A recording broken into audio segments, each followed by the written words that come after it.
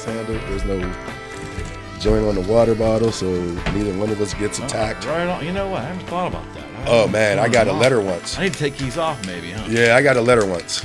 Really? I got a letter once. Wow, really? I got a letter. They'd be happy. I got a letter. Copyright infringement.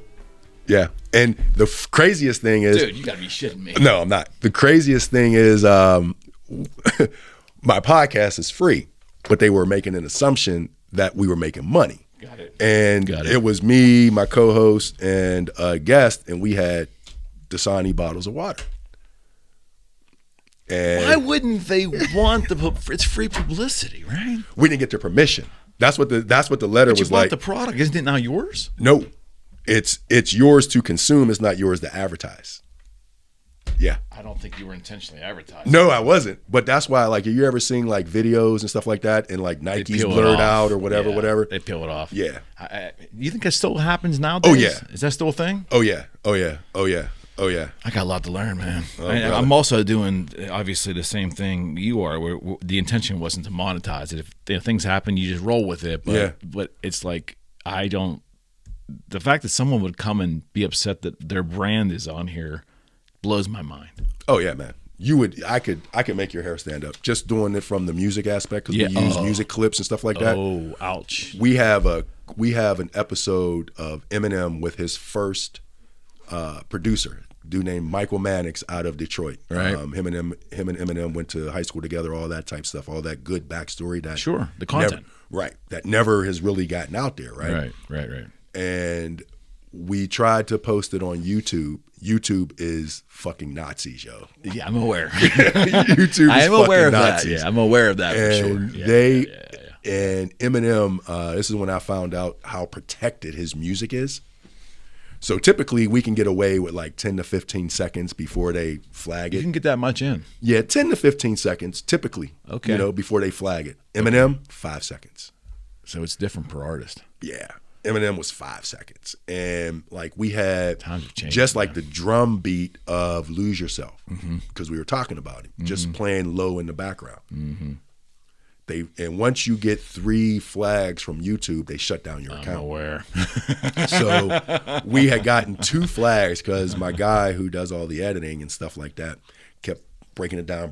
He was like, I can't break it down past 5 seconds because then it's just unauditable. I mean, like you don't even know what's then there's no context for the discussion. Right, exactly. So he was like, it's literally sitting in a can.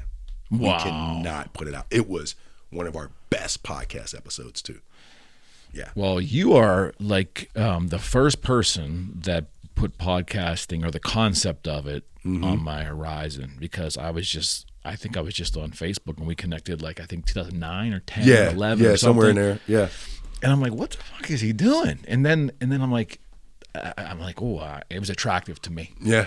And then later the nationally Rogan, and I did some deep dive in Curry, and then I got the format. But you were the first person that put it on. So my question to you is, how did it happen for you? Like, how did you wade into this arena? So I got started. A lot of things in my life have happened on dares. So of course, it's just the way my life goes, right? It's just the way it goes. So there was a Facebook adult group called The Broken Filter. Okay, and a friend of my brother-in-law who eventually became a friend of mine. We used to go out and drink and stuff like that. And one day he was like, you know what? I'm going to put you in this group because you're freaking wild, right? Conversations we would have, he's like, you're just a wild, people got to hear you, right? So I got into that group and, making comments and stuff like that, just on social media type stuff. They also had a radio program called The Broken Filter. So on terrestrial radio, it was on Sirius, XM, Sirius, and I can't remember the station number off the top of my head because this was like 2011ish, 2012ish. Got it. So, or no, it's actually later than that. Now that I think about it, because the Light Podcast is now 8 years old. 8 minus 3, what's that, 2013? Yeah. So 2013. So that's when that all happened. and they asked me to come on their radio show. So I went on their radio show the first time, and their ratings blew up. And they were like, okay, we want to make you a mainstay on this radio program. So after that, I put that out on my social media platform, you know what I mean? And then a friend of mine by the name of Scott Pearson, he had already started the Light podcast. Oh, I didn't know that. Okay. Yeah. So he's a poet. He's a producer. I mean, he's just a highly cerebral guy. Right. He reminds me a lot of you. Seriously, you and him. And he's an IT guru. How do we get him in the room next time? Oh, I wish. I really. He's so busy right now. It's so incredibly. But anyway, so I'm not going to forget that. He's actually published author. He has like 3 or 4 books out there on cybersecurity. I mean, he's highly cerebral. He has even 3 albums that he self-produced. Okay. His grandfather used to be the piano player for Billie Holiday. Oh, right on. And I gotta say this with that, because a lot of people who have seen the movie Lady Sings the Blues, and Richard Pryor played Diana Ross's or Billie Holiday's piano player, and my friend Scott's family never signed off on that movie because they misportrayed his grandfather. His grandfather was never a heroin addict. His grandfather didn't get killed. I mean, none of that. It just made it for good theater. It just made for good theater, so they never wanted to sign off on it for that. Hollywood's a bitch. So Scott grew up under his grandfather and all that musical influence, and so he started the Light podcast as a way, because he was traveling the world doing cybersecurity for heads of states and countries and things of that nature. He was putting in their cybersecurity programs. So as he's going to Dubai and all these different places and stuff like that, he's writing poetry, he's creating, jazz instrumentals and things of that nature. And so he created the Light podcast as just a way for him to release these things. Sure. And then after a while, he was like, oh, let me do it this way. And then he brought on a friend of his from New Jersey.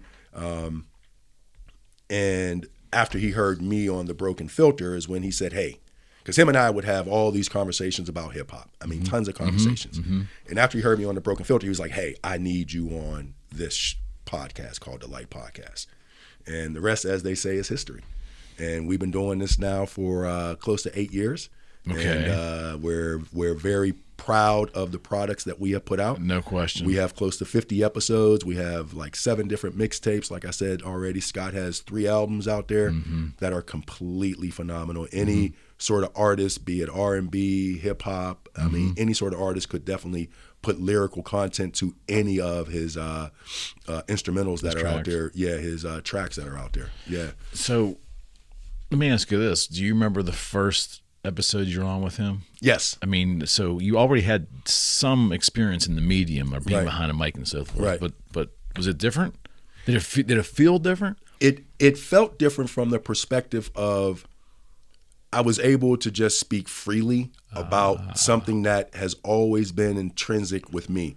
So hip hop and me, I tell people all the time. I remember. We were kids. I remember. Yeah. So I always tell people, I slapped hip hop on the ass. You know what I'm saying? Because pretty much. Yeah. I helped. I was there at the birth. You know. So living on the north side, for for context, and I was going to a private school called St. Leo's, which is right off of Brighton Road. The only black kid in the school. Right. Well, that's not true. It was me, my brother, and my sister, and my cousin. Right on. So when Rappers Delight came out, I was going to that type of school, and back then 13Q was my favorite radio station. 13Q plays. I listened to the new sounds of 13Q. 13Q plays that music.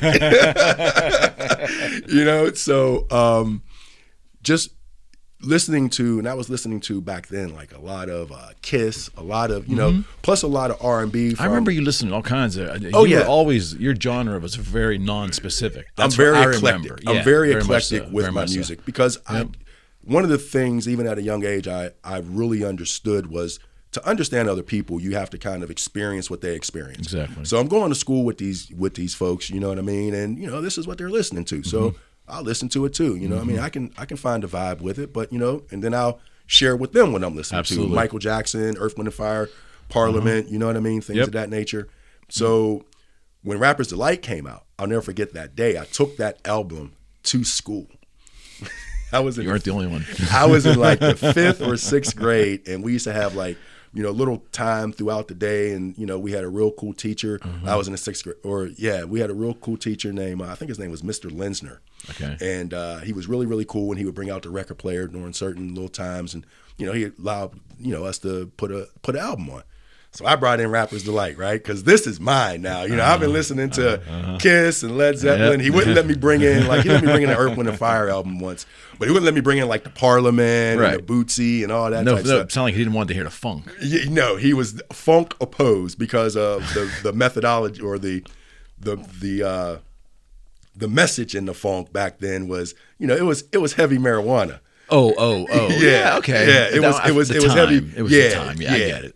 It was heavy marijuana, so he didn't want that in. Right on. It was a Catholic school, man. I get it. What I mean? I get it. So, but Rapper's Delight had none of that in it, and he had some comedy in it, right? And he didn't even know what it was. You know what I mean? The album cover was light blue, Sugar Hill Gang, and I was like, Mr. Lensner, can you play this?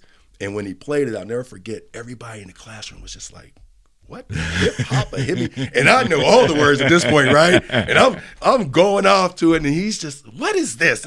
What is this? And everybody's like, this ain't music. And I'm like, oh yeah, it is. So that was my first initial step into hip hop. And then a lot of my family living in the city, different parts of the city, Homewood, Wilkinsburg, East Liberty, Penn Hills, and things of that nature. There was a cable company that I don't know if you may have remembered. It was called Cube Cable. I do. Okay. We didn't have it out. We had the competitor out here, but I remember Cube. Yeah, Cube was only in the city. Right. So, yeah, you're right. We had the competitor out here. So we didn't get hip-hop out here. We didn't get any rap out here when I moved to Coriopolis when I was in the 7th grade. Right. We got no hip-hop out here. MTV was just starting, so I was listening to, like, Duran, Adam Ant, because they weren't playing any hip hop or rap. Rap didn't penetrate MTV 2 years later, I don't think. Way longer. Michael Jackson was the first to penetrate MTV, and then after that, then slowly they kind of matriculated with the hip hop stuff. But back to what I was saying with respect to how that was my jumping in point, and staying with it after we moved out here to Coriopolis was a task because I had to connect with my family in Pittsburgh. Sure. And I wasn't driving back then. It was a 45-minute bus ride. Was rap still underground at that point? Would you use the term underground at that in those years? It was definitely underground to a certain extent. Okay. I think it was underground, not like we use the term underground today. Yeah. Because underground today is totally different than underground back then. Agreed. Underground then for hip hop was just certain people were just listening to it. Okay. You know what I mean? It wasn't like it was a emerging subculture, if you will, because if you remember at that time, disco was dying out, and R&B was trying to make a resurgence. Because I think R&B. Let me ask your opinion on this. R&B, I think they screwed up, John, in my opinion, because they tried to embrace too much technology and they lost the essence of it. And it ushered new forms of music in. Yeah. I don't know. That's just me. It's the synthesizer that did it. I think you're right. It's the synthesizer because if you think about R&B and funk and all those types of things. It was organic. It was organic, but the bands were huge. Yeah, man. Stone City Band. Oh, my goodness. I mean, they had a 6-piece horn section. Right on. You know what I mean? One of my favorite shows, not to plug different things, but I don't know if you ever seen Tales from the Tour Bus. No. What is it? Put that on your radar. All right. Go to YouTube. A guy by the name of Mike Judge, I think is his name, who put that out, and it's animated type series. It's called Tales from the Tour Bus, and he covers everybody. He covers all genres of music from country to funk to rock to everything, and it's just literally like the title, Tales from the Tour Bus. Got it. Okay. And so he really digs deep into how that was going on back in the 80s and the different things that were, with the funk bands and, but I digress. So that, is how I kind of fell in love with hip hop because I had to work to listen to it. You know what I mean? It was, Whammo was the only African American. Yeah. And anything you put effort into, as you very well know. It's a lesson. But you're going to fall in love with it. For sure. You know what I mean? Anything that you pour your heart and soul to, you're definitely going to fall in love with it. And I'm still, in love with hip hop. I mean, even through its, different phases, you know what I mean, where, you know, it didn't look like it was going to be sustainable. But that's what we talk about on the Light Podcast. We talk about the sustainability of hip hop. So we talk about all the positive aspects.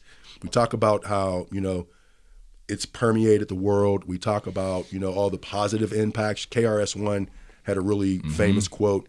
He was in an interview. I can't remember who was interviewing him. And the person said, you know, hip hop is just degrading and so on and so forth. And he just replied, he said, if hip hop can, and I'm going to get the quote wrong at this point, but I'll paraphrase, but if hip hop can bring down, it can also uplift. And if you think about a lot of the hip hop back, especially in the 80s in the beginning, it was all about upliftment and for sure, you know, and that whole Black power and you know, Black resilience and things. It also was a mirror to society, exactly, and showing that reflection to people that would never have seen it naturally. Right, and I think that's where gangster rap kind of got a bad. It was misunderstood. You know what I mean? Because those street reporters are important. You know what I mean? Because there's a lot of people who don't even know what's going on in, you know, a town that's, you know, 10 miles, 15 miles away from them. 1,000,000%. You know what I mean? And they're just in their bubble. They're just in their world. And I don't begrudge them for that. I don't think anybody should. But that's just what, you know, rightfully so, the person, you know, who's 10 to 15 miles away from them don't know what's going on in their town. You know, we all talk about the internet, but the internet wasn't always around. So this information didn't travel the way it travels now. Not at all. I call those the before times. Yeah. Before 95, before the web, those are before times. Exactly. Miss those times. So do I. It seemed like we'll it was talk a little about bit it. simple. We'll go there. But, you know, it was just one of those things where everybody was trying to just tell the reality of their environment. And I think one of the first real records to do that was The Message. You know, broken glass everywhere, people pissing on the steps that, you know, I remember listening to that and it was horrific to me as a white kid. And I wouldn't say Coriopolis was the pure suburbia. We were definitely lower middle class in that town. But just listening to that, you thought it was something out of a movie, that no one could be living like this. Oh, I never thought it was a reflection of how people lived. Does that make any sense? I thought it was thought it was theater. Yeah, right. I had traveled to New York a couple times when I was younger on People's Airline. It was $50. I remember. Did you have to stand? No. but I will say this. I won't admit to a lot of my dirty deeds on air, but I will admit that the first time I caught a flight to New York, I ordered a Cavazier and the flight attendant gave it to me.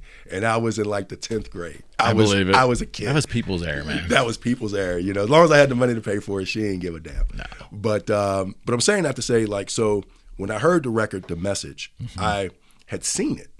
You know what I mean? There were, you know, a lot of people. So you knew it was real. Right. Especially back in those days when there wasn't the internet, you know.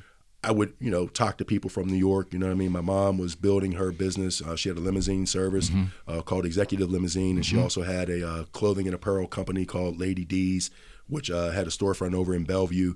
So she used to go back and forth to New York a lot, getting merchandise and things of that nature for her store. And so I had that understanding, and people back then didn't even realize, like, in New York at that time, the Bronx, the Queens, you know what I mean? They were actually boarding up big, large tenement complexes. And the early 80s. That wasn't even the crazy part. The crazy part was, I can't remember the mayor at the time.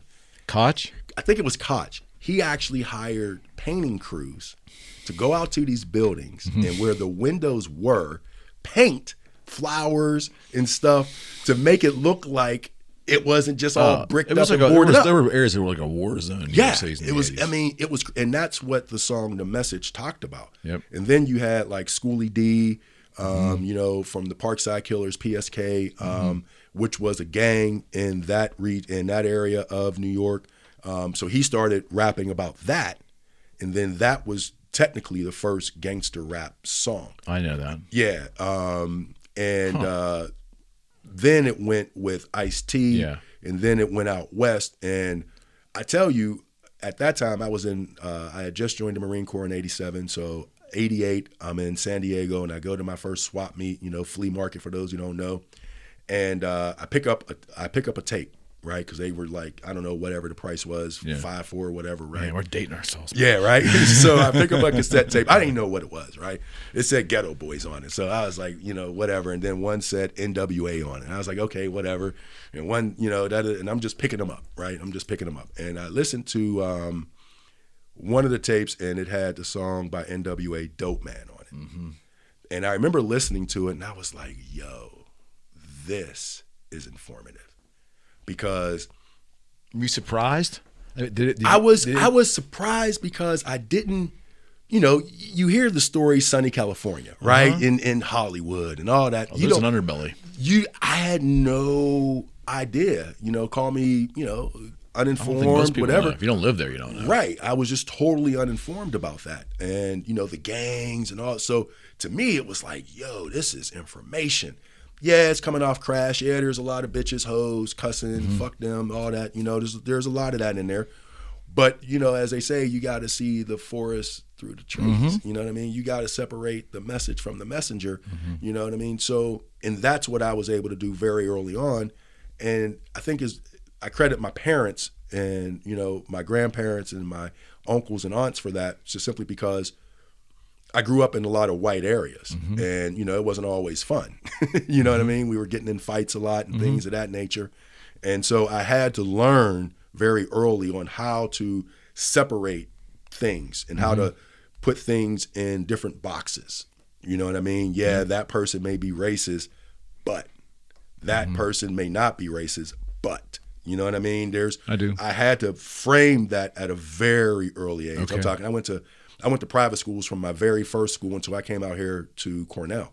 Literally, and I was typically the only black kid or 1/3 of black kids because it was me, my brother, and my sister. Right. So I had to learn very early on how to decipher and get through the minutia of the outer shell of something to get to the context. And so I was able to do that with hip hop. And so when I started hearing, the West Coast gangster rap, and they just took off with it because that's what their reality was. I have a cousin by the name of Cheyenne Martin. She's a producer, Emerald Studio. She has a couple projects that are currently coming out. She was living out in California at the time, back in '88. When I was out there, so I was like, hey, we hooked up over the phone. I was like, hey, let me come see you. And this, that, and there. She goes, okay, you can't wear certain colors over here. You can't wear red because I live in a blue area. And at the time, I'm in the Marine Corps. So guess what all of my clothes were? Red. It said USMC. And I remember telling her on the phone, man, forget, I ain't afraid of no gangs, because I'm thinking gangs like Pittsburgh. You know what I mean? You got 3-4 guys on the corner. You know what I mean? You didn't really understand the context of what a gang was. Right. And so I remember she was like, okay, because she was, I'm going back and forth and I'm making a joke out of it. Right on. And she said, okay, I'll call you back and give you my address. She never called me back and gave me her address. I talked to her subsequently, like a couple years later, and I asked her about it.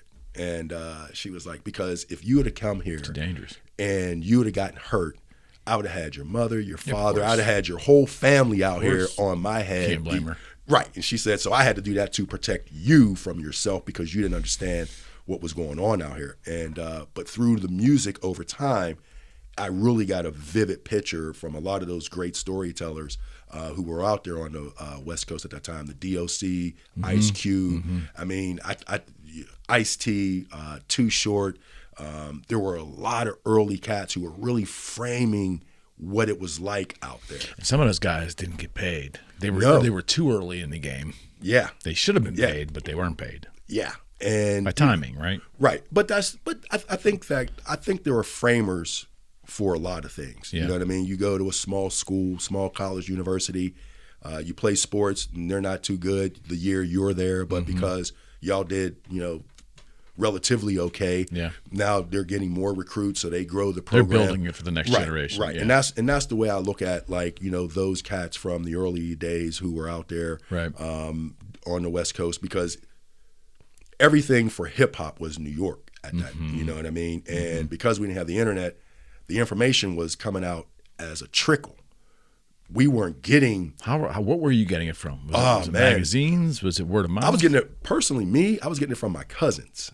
and they were getting it from magazines because they lived in the city. Got it. We weren't getting all that hip hop out here. We didn't have Cube Cable. We didn't have the different things. And my cousins were break dancers for the Kingsley Robotic TikTokers and stuff like that. And they had friends, and you know what I mean. So that's what.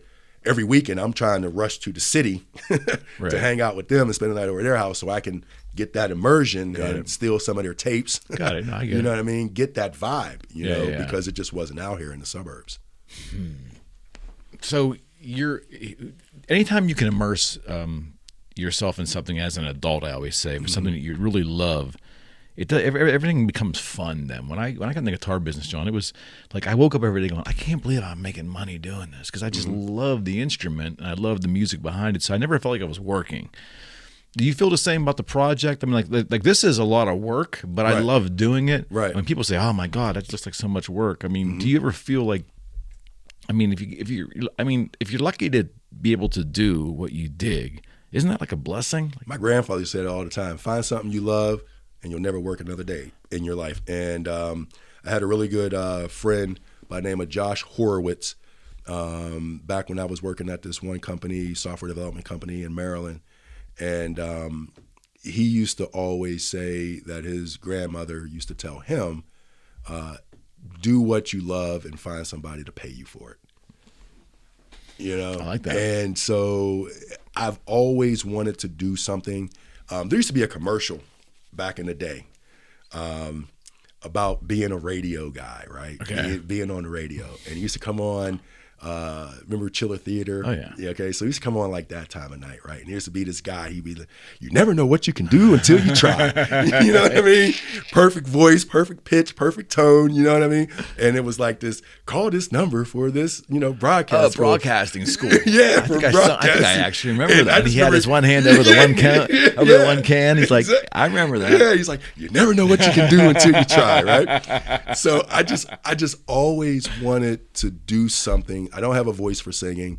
You know what I mean? I tried breakdancing. I was mediocre. I tried rapping. I was less than mediocre. I mean, I just always wanted to do something in media. Right. So, and I didn't know like how to pursue it. You know what I mean? I used to, me and Lee Smith, we used to make mixtapes in my room and in my basement. We used to make pause mixing, it was called back then. One of my best Christmases was 1985, and my mom bought me a double cassette recorder, boom box, so I could, I remember those. I could dub my own tapes and stuff like that. And I remember those, Lee and I, we used to set up speakers to create our own echo chamber and record it. I mean, you talk about some of the most jankiest setup in the world. So primitive, but man, some good stuff come out of that, right? Right. We were selling the tapes, you know what I mean, $2.50. Because it was like I just needed money to eat lunch. And lunch was $1.25. Right I needed $2.50. You know what I mean? So I can eat lunch for 2 days. So as they say, necessity is the mother of all invention. Doubt, man. So, so I always wanted to do something like that, and so now I'm trying to learn how to do editing, because I think that is because my, like I said, Scott Pearson, who started the Light Podcast, unfortunately his work-life balance is a little out of whack right now. He's finishing up school. He's getting another master's. I think this will make his third. I mean, the guy's so freaking cerebral. It's crazy. So he just doesn't have the time. He used to do all the editing and all that stuff. So he just doesn't have the time to do that. So I'm trying to take that part of it on. So I'm trying to learn myself, but being 55, and as my wife always says, old people with technology. So we're good at it, though. So I'm literally sitting there like looking on the internet, okay, well, what is this? What is this? How do you do this? How do you do that? And trying to teach myself, all these different things about editing so I can get more stuff out while he's, indisposed, so to speak, working on his third or fourth master's, or maybe working on a doctorate right now. I know. Crazy. Oh my God, he's so cerebral. I love him to death, though. Let me ask you about rap and hip hop as it evolved. So, I never dismissed rap. It just never. A lot of what came out in the '90s didn't resonate with me. Once once Dr. Dre and Snoop kind of like started to fade in 94, 95, they didn't fade out of existence. Right. It just ebbed. It ebbed. It peaked in 91, 92-ish. Is that about right? 93? The West Coast, yeah, because you had the emergence of gangster rap, and then once NWA broke up and Dr. Dre was really able to kind of bring that funk infusion, because he really started bringing that funk infusion into hip hop. Remember that?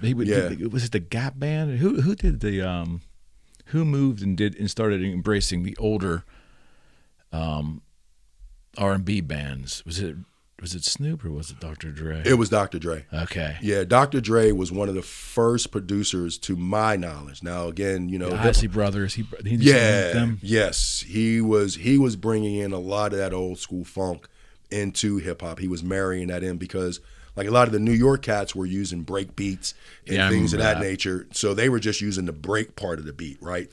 And that's how breakers got their name, because they would dance during that portion. Got it. Whereas Dre and them on the West Coast, they were using the whole track, and they were either speeding it up or slowing it down. That was the difference then. The big difference. Yeah, because they were doing, like I said, using the whole tracks. So they were either speeding it up, slowing it down, changing the pitch a little bit, adding a couple more drums here and there, but they were keeping the essence of the entire track. Got it. So like, because Dr. Dre, when he first started, as everybody learned with that movie and stuff like that, with World Class Wrecking Crew and you know, doing that R&B stuff. So that's where he first started pulling from once the rap thing started coming into fruition for him. Okay. I know from in the rock world, and I think in music in general, there was a seismic change when technology started taking off right after the web was born. Add 4 years, by 99, 2000, people were really that they discovered downloading. Right. Toward the ass out of the revenue. Yes, all these classic bands, Yep. their quarterly ASCAP checks. Is it ASCAP? Yeah, their checks just evaporated, right?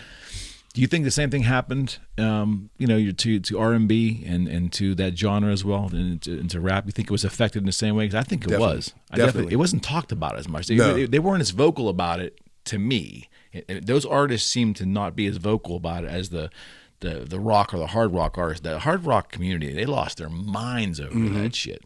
And it seemed like the rap community and the R&B community just kind of went with it and just figured out new income streams. Like, they didn't say anything about it. They just moved forward with it. I think for the hip hop community, they didn't make that big of a fuss over it, because the music that they were potentially fighting over wasn't their music, because they were getting samples. Okay. So they were more so owners of the lyrics. Got it. So that's where they were kind of more their value, because they were paying royalties to people, you know, clearing samples and things of that nature. So to them, that fight belonged to the creator of that.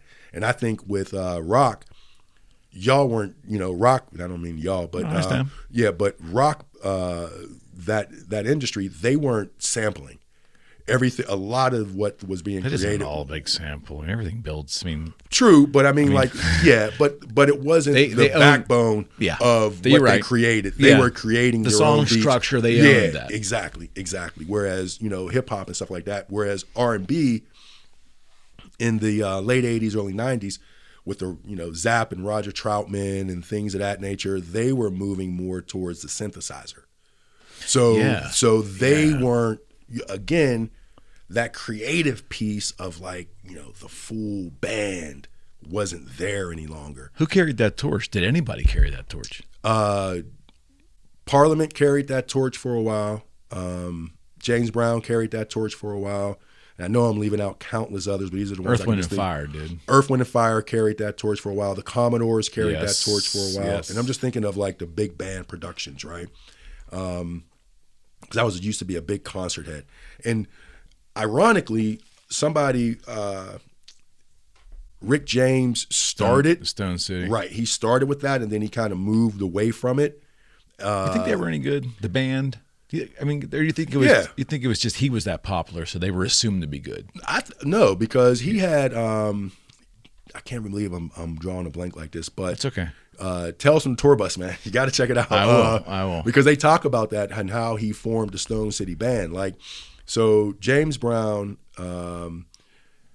Rick James, Parliament, Bootsy Collins, all these cats at one point played together, and then they started branching off. Yeah. You know, Bootsy was the bass man for James Brown for a long time. Oh, yeah. Yeah, no one really knows that. Right. Like, and, it shocked me when I heard it. Yeah, and they just all started. So my point to that is, like, they were, you know, in that time frame, that 70s, mid-70s, 80s, when all these bands were cropping up, they were just sharing the love. You know, this is how you do this is how you do that. You know, okay, I'm going to go play with this band now. I'm going to go play with that band now. I'm going to, you know, form my own band now. You know what I mean? I don't like the way James is doing things. You know what I mean? That's how Bootsy started. He didn't like the way James was doing stuff.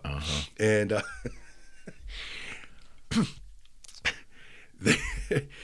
they ended up getting fired from James Brown because they got him high on age. That's a great story. Yeah. Did you ever hear about that? Oh, my God. Tell us on the tour bus. I'm not going to give it up for you. Check it out. Okay. Yeah. I mean, you're saying that he wrote this animated series, and it's based on facts, like actual stories. Yeah, it's 100, and he has the actual members of the band. Oh yeah, but he doesn't animate it. You know what I mean? Like the beginning, it comes in and he's, you know, not animated, and then it morphs into animation. I miss this? Oh man, it's yeah. The country western ones are the craziest.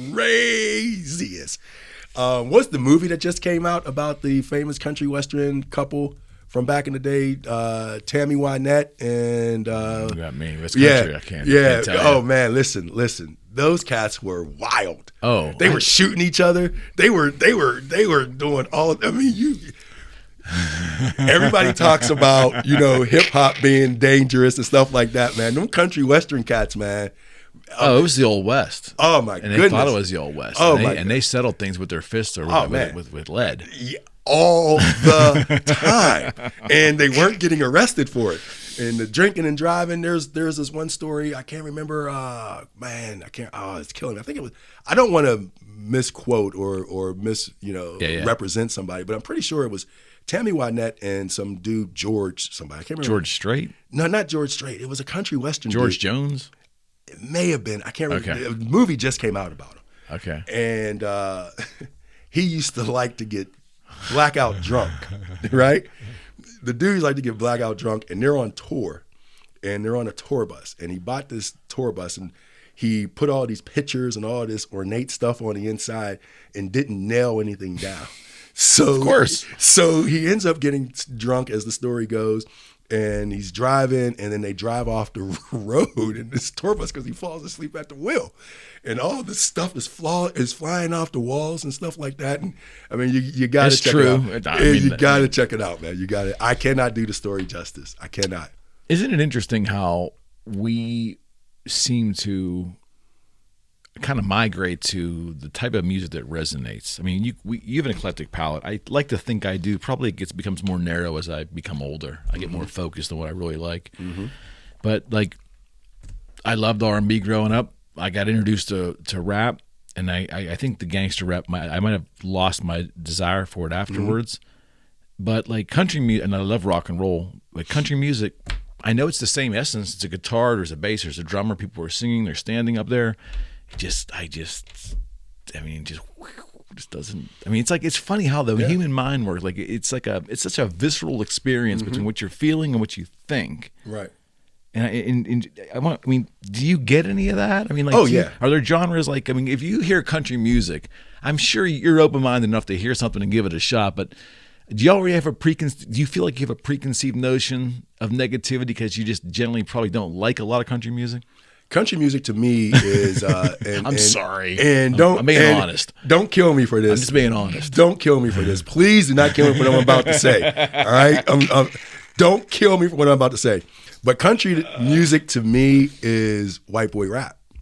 White boy rap. You listen to country music, man. It's all stories. It's all stories, man. Not the new country music.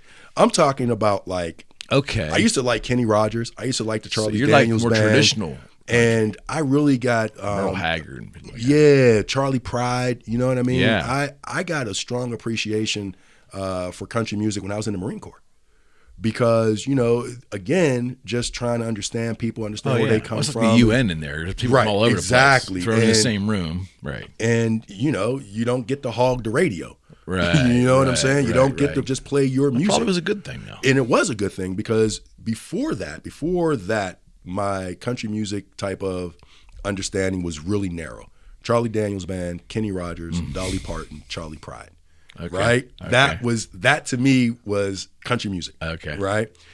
Because it was the 80s, so, they were commercially successful. Right. Kenny Rogers had, what was that, The Gambler. Mainstream. And Dolly Parton, she had the boobs. Of course. You know what I mean? Best Little Whorehouse in Texas. You know what I mean? They that featured, poster, man. Yeah, they featured a lot of her music in there. And, of course, the Charlie Daniels Band, Devil Went Down to Georgia. The Steel reference. Yeah, exactly. You know what I mean? So, there were those things. Yeah. And, but then like I said, when I got into the Marine Corps and I really, I got to meet different people and they were like, oh, check this out. You know what I mean? And I don't remember the artists' names per se. Yeah. But I remember some of the lyrics. Like Garth Brooks. No, I'm not a Garth Brooks. Is that more pop to you? That's more pop. That's like country pop to me. You know what I mean? What is that? I mean, I'm sorry. Sorry. But I think like the real country music, the storytelling, it's hip hop, man. It's hip hop. I've never had it explained like it. Yeah, I think I it's get hip hop it. because I get it. Because if you listen to it, like a lot of people say, country music is all about, my girl left me. I pick up a truck broke down.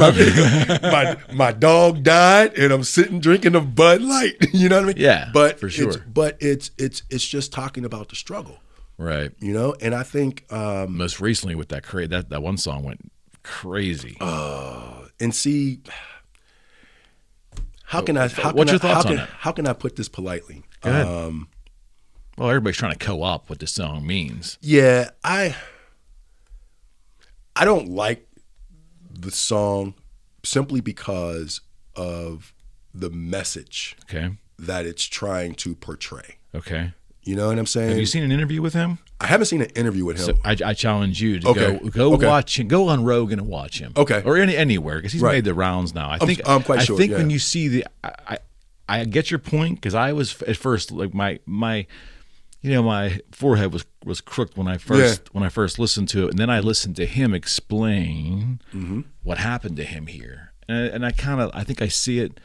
But I also see how it's being co-opted by everybody, which makes me just ill. Yeah, I mean, and I'm not a follower. You know what I'm saying? So I typically will let the dust settle. Yeah. Before, especially on something that's controversial. I love the fact that you always do your own homework, and I just feel there's not enough people out there to do that. You have to, man, because the internet is filled with piss, man. So if you don't know how to do some qualitative and quantitative type research, you know what I'm saying, to weed out. But who does that, John? But I mean, come on, man, it's not hard. I mean, it's critical thinking really isn't hard. We learned that in grade school. That's what I'm saying. I mean, so next level, right? Right. So what's the next question? Where's the who, what, when, where, why, and how? You know what I mean? You got to be able to put things into context. And like I said, I learned at a very young age how to separate. You know what I mean? And how to break things down. So I want to wait until everything settles. Yeah, because I would just go listen to him and listen to the interview and see. I will. And he didn't plan any of this, and I'll report back. He didn't plan any of this. I did see some clips of the video and some of the visuals and things. So I have a real visceral reaction. On him, I don't think. And the Aldean song has visuals in it. I don't think this one does it? Wait, am I confusing the two? Maybe you're thinking of the Jason Aldean song. Is that the one that's more rocking? This is the guy. Yeah, that's the one I'm thinking of. Okay. No. This is just the guy with the acoustic guitar standing in the woods on an iPhone singing, and the song just exploded. It's like the number one. I think he's rivaling Michael Jackson for for Billy. He may eclipse Billie Jean in terms of purchase. I don't get it. Wow. I don't get it. Yeah. It's It's like, I gotta check that out. Yeah, I was thinking about the other one, the Aldean one. I have no opinion on that. Yeah, I mean, to me, Jason Aldean should be playing. Jason Aldean is but he's like a average rock and roller, but using the country medium to make his money. Mm-hmm. Sorry. Mm-hmm. So yeah, I mean, that's call it like you see it, brother. That's just how I see it. Yeah, I've always thought that. But yeah, no, I have visceral reactions to. The video was ridiculous. Yeah, there was no need for that because the song, if he wrote the song with that not in mind, different story. Completely different story. Right. If there's a picture of him just jamming with his band on there, we would first off the song's not that hot. It probably wouldn't even be a hit. There's that. Yeah. Yep. So the element of the tinge it with innuendo, and let's create a story. Yeah. And then let's fight about it. Well, You know, I don't get it. And you see, that's my biggest problem with society right now, if I may. That's my biggest problem with society right now. My grandfather used to always tell me, I like my races open and out front. Mm-hmm. He says, because then I know how I got to deal with them. Mm-hmm. You know what I mean? Mm-hmm.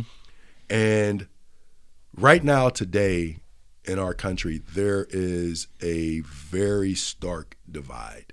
Mm-hmm. And some people don't want to call it what it actually is. Okay. And they want to hide behind personal choice.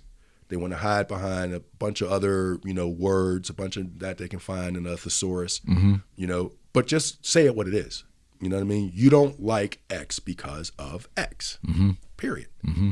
Be a man, be a woman, stand up on it. Mm-hmm. Now, does that mean you're not, freedom of speech does not give you freedom from consequence? Mm-hmm. Does that not mean you're not going to receive some backlash for that? Mm-hmm. No, it does not. But at least be honest and don't try to co-opt it into something else. I don't think it will ever happen. I don't think that honesty will ever come because mm-hmm. I think people feel that there is an angle to play and to get ahead or make financial remuneration. To play it. True. That's what I think it is. But when it's right there, you know what I mean? You can't say dog shit ain't dog shit. If it's right there, then if you're going to be that overt, mm-hmm. right? I can't walk across here right now on camera, punch you in the nose, mm-hmm. and then sit back down and was like, oh, I was trying to get a bug off your forehead. I can't. And then try to make That's good. But then try to make you and everybody else believe that. And then get upset when you tell me, no, you just wanted to punch me in my damn face. That's the world we live in now. But again, if you want to, now if I wanted to be, sly about it, I can, Eric, you got, and do a production and then come over and punch you in the nose and trying to get a bug off your face. And that's our politics. That's our political system, I should mm-hmm. say, in a nutshell. I wouldn't say I wouldn't demonize all of them, and that's what I'm careful the essence of how they fight to keep the narrative going, to keep the divide. Mm-hmm. I think that tends to be we'll couch it in a lot of fancy words that no mm-hmm. one pays attention to anyways. And who does the second level thinking? And that's what I'm saying. That's the problem. Like nobody, as much as a lot of people didn't like Miss Riddle at Cornell, and loved her. You had to take problems. Hello, Charlotte. Yeah, I loved your class. But you had to take problems of democracy. You had to understand the way your government worked. You had mm-hmm. to understand civics, and people don't understand that stuff now. So mm-hmm. Oftentimes, and I don't want to get into a left, right, middle, and all that type of conversation. Yep. But what I will say is this: is oftentimes I find that the country as a whole are more centrist. Of course. The country as a whole. Of course. And I find that the party that appeals to more of the centrists is the Democratic Party. Mm-hmm.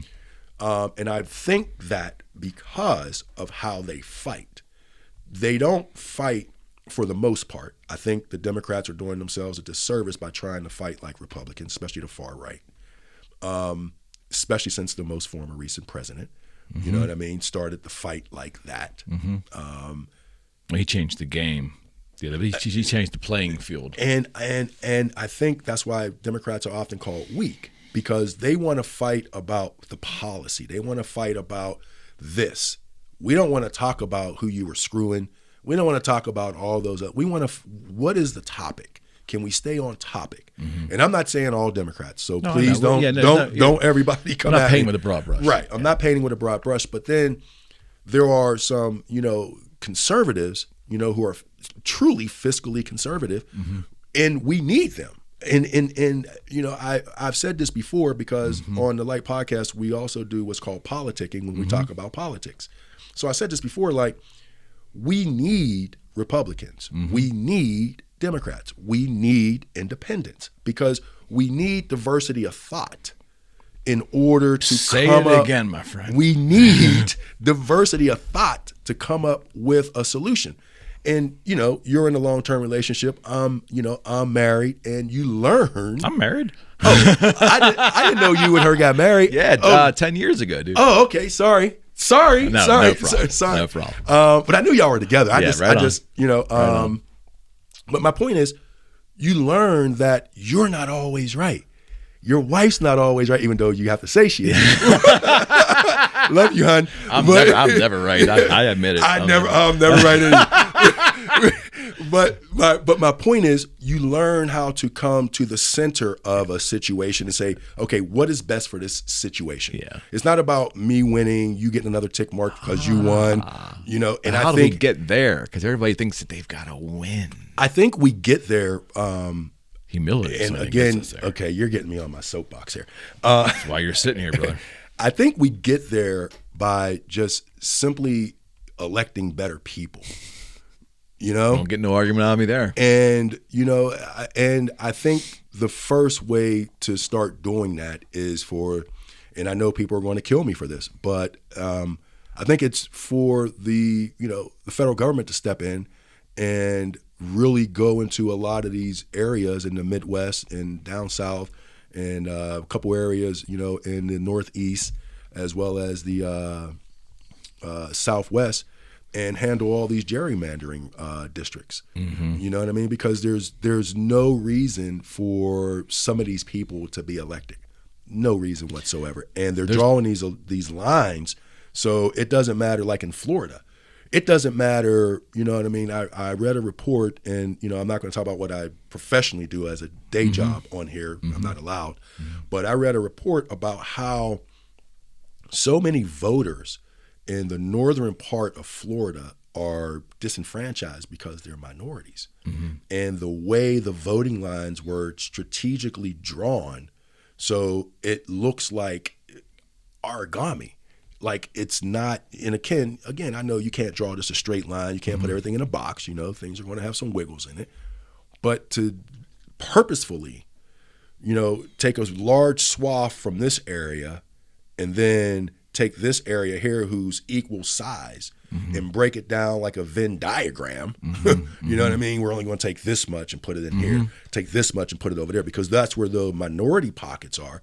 So you segment that minority vote to where it doesn't even get heard. Right. So how is that truly serving our country?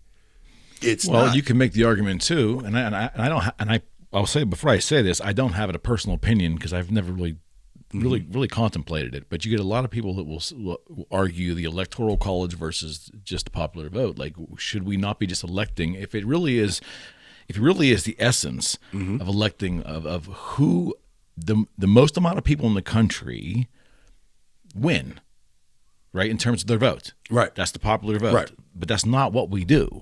We have an electoral college, which, and I guess there's justification for that too, and potentially, I just know there's a big divide between those two philosophies, and it seems odd to me that a person can win the popular vote and lose the election.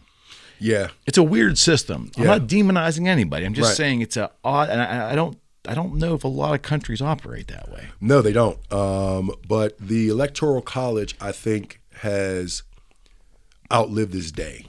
I think it was applicable like back when the country was less populated. You know what I'm saying? Because then it gave, the Well, voice to states had no population. Right.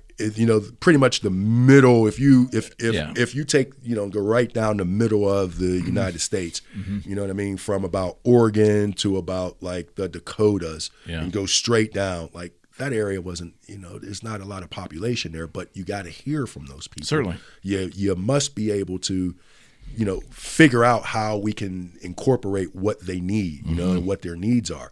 So I think, but now, because the country is so populated, I think it should be more towards the electoral college, or maybe just revamp, or excuse me, more towards the popular vote. That's what I meant to say.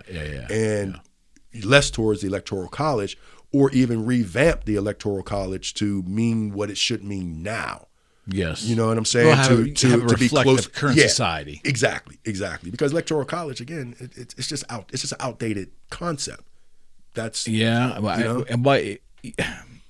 and scholars will probably give me more intellectual reason as to why it's there. I'm sure it was there, like you just articulated. I get it, but from the 100-mile view inwards, if you lived on a planet and came down and said, okay, you're going to elect, you're going to have a say, the public's going to have a say, And then the most people vote for candidate A, but candidate A loses to candidate B because the electoral vote lied in their favor. Yeah. It's a strange thing. Yeah. You really, take your biases away and just step back. It doesn't look real, I hate to use this word, but it doesn't look fair. It's not fair.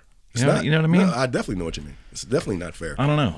I'm not gonna solve it. Let me ask you to go back about this second level thinking thing. One of the things that drives me crazy is that we are so surface level. It appears, anyways, John, that when we read something on the web or we hear somebody say something, and I have to fight it too. I'm reactionary at times, but we never seem to want to go ask that next question to get clear understanding before we then voice our opinion. Right. Is that do you feel that when you're online? Do you feel that? Definitely. And I'll even say this. I don't mind being wrong. I think you have corrected me on social media a couple times, you know what I mean? And nicely. Yeah, well, and sometimes I get corrected not nicely, but at the end of the day, guess what I do?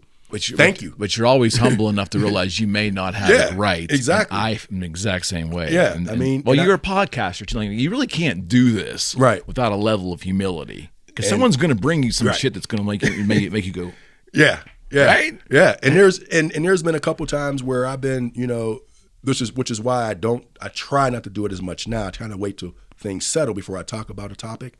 Because there have been a couple times where I got straight duped. Like, that's fake. You know what I mean? Where duped. I'll post something and I'll write something and it's like, that's fake. And I've been duped. And I've spent 30 minutes on this thing, researching it and, How do you know for certain anymore? I didn't even know, right? So what did I do after that, right? After I got called out for being wrong or posting inaccurate information or fake information, what did I do after that? You said it right. Said it right. Yeah. It's not hard. And I said it right I said it right with the same veracity, the same type of that I said it wrong. Right. And I think that's where a lot of people miss it. Whereas, a newspaper will run a 2-page story, get it wrong, and the editorial is page 2 10, lines page 10. and it's hidden in the back. No. You got to put that on the front page. So 100%. so you're informative. And I think people in today's world, like you said, everybody wants to be right and everybody wants to be wrong. Where'd that come from? Was it always that way, or is it just exemplified? Is it exacerbated now because the web's here? I think I think social media, not necessarily the internet, just social media did that because, and I'm a victim of social media. You know what I mean? I am a look at me. Look at what I'm doing. Look at what I'm thinking. Yeah. I am. Admittedly, we're both guilty. Yeah, but I'm handsome. So my mother said. So my mom said. But and I think that's what it is, right? Quick story. I was when I was in the Marine Corps, first club I went to on Camp Pendleton. Very pretty girl standing in front of me. And fresh out of boot camp for the most part, you know what I mean? Very, very, very pretty girl. And I'm with my friends and stuff, and, I'm trying to figure out how to talk to her and stuff like that. We're standing in line to get in this club. And so I tapped her on the shoulder, and I was like, hey, my name is, and then she turned around, she had a big booger in her nose. Right? So, and me and my friend saw it. So she turns back after I said my name and stuff. She turns back around, kind of like with a huff, like whatever. Turns back around, and we start laughing. Right. So the line is creeping to get in. I finally tap her on the shoulder again. I was like, hey, I just want to tell you, you have a big booger in your nose. And I didn't yell it. I was right in her ear. I was like, you just got a big booger in your nose. And she does like this, and she feels it, and she's like, oh, wow, right? She didn't say anything, I didn't pester her. Mm-hmm. We go in the club, she goes her way, I go my way. Later on that night, she comes up to me, she buys me a drink. She says, thank you. Mm-hmm. Thank you for telling me I have a booger in my nose. But there is a large part of society that will sit there and say, I ain't got no damn booger in my nose. Or mind your damn business. I want my booger in my nose. Why are you looking at my... But that's society right now. Nobody wants to sit there and just say, fine, I'm wrong. Fine, I'm frail. Fine, there's a problem with me. So why? Why is that? I think it's the look at me on social media, and everybody wants to be perfect. Everybody wants to be admired. Everybody wants to be looked at as that shiny thing. I'm sorry, America, we're not all shiny things, okay? There are no participation trophies in life. It's just that simple. And I think that's the thing. Nobody wants to admit that they're wrong because, especially on social media, because I don't want my followers because I may lose a follower. I may da-da-da-da-da-da-da. And I'm like, first of all, this shit's fake. Let's be honest. But okay, this shit's fake. Let's go there. I'm right there with you, John. Yeah. But I also think that now this physical reality that we're in, that we maneuver, I don't think it's as important now, or it may be getting eclipsed by the virtual reality. People living in the cloud in their imaginations and their dreams of what they think other people believe of them. Right.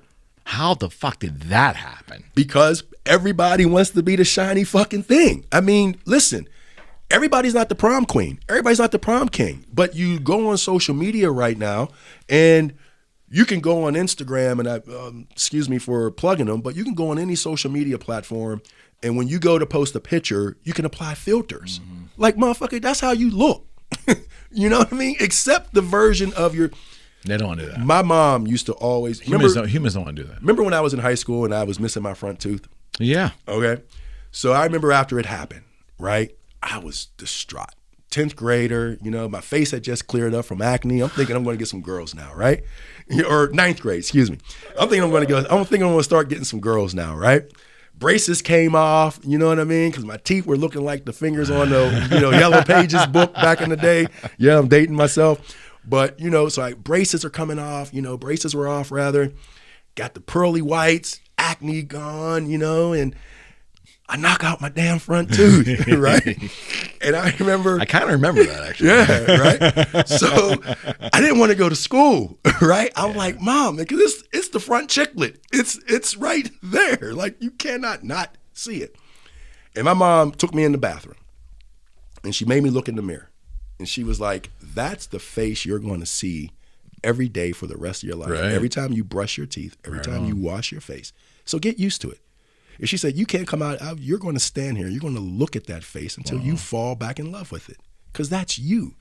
And I think there aren't enough people who are in love with themselves. And, everybody wants to, you fix me. We're not cars. We can't take ourselves to the mechanic and say, hey, fix this. You know what I'm saying? Now, of course, medically different.